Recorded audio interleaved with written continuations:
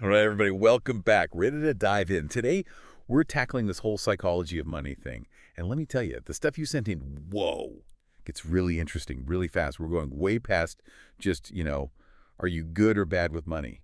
This is deeper. Oh, absolutely. Way more to it than meets the eye. What we've been digging into is this idea that each of us, we've got this kind of money blueprint in our heads. And it's built on, get this, our own personal experiences, even if those experiences are like a drop in the ocean of all financial history. You're preaching to the choir. I mean, we all know logically to budget, save, all that good stuff. But then we turn around and do things that make zero sense even to ourselves. Huh. What I found so fascinating in what you said, it's like, these seemingly irrational money choices, they're not so irrational when you think about the individual's experience. You know what I mean? 100%. It's all about perspective. Like, picture someone who lived through the Great Depression. Everything falls apart, savings gone. They saw it firsthand. You think they're approaching investing the same way as some, say, 20-something who's only ever known a booming tech world? Not a chance. Not a chance. And it's not just like big historical events either, right? Yeah. Like the material you sent, there are all these other examples. People who grew up with insane inflation, they might jump at any real estate deal, even if the interest rates sound nuts to someone used to stable prices. Totally. And speaking of things that sound nuts, we've got to talk about this 800.0000001% rule thing. This one honestly blew my mind a little. Yeah. So tiny, minuscule fraction of financial history, that's the 0.000000001% we each experience, right? But somehow that makes up like 80% of how we think about money. Hold up, rewind 80%. That's wild. Okay, it's like you touch a hot stove as a kid, just once. Years later, you're still going to flinch away from anything that looks remotely hot, right? Yeah.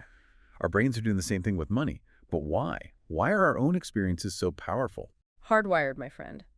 Our brains are wired to trust what we've lived through more than any theory or something we just hear about. Think about, like, a stock market crash, right? Reading about it's one thing. Living through it, feeling that gut punch that sticks with you. It becomes part of your story, right? Like all these little financial moments from our past, they add up to our own money story. And that story, it's secretly driving so many of our choices, even when we don't realize it. That's kind of powerful, but also kind of scary, no? For sure. But here's the good news. The material you sent, it's not about judging ourselves or feeling stuck.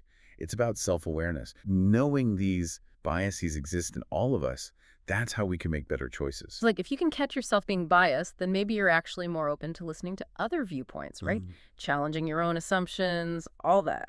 100%. Imagine how much easier money talks would be, like with your family or your partner, if you both understood, hey, we're bringing our own money baggage to this conversation. Yeah. Empathy, right? Understanding that what seems obvious to me might not be obvious to you because you're seeing it through a totally different lens. Nailed it.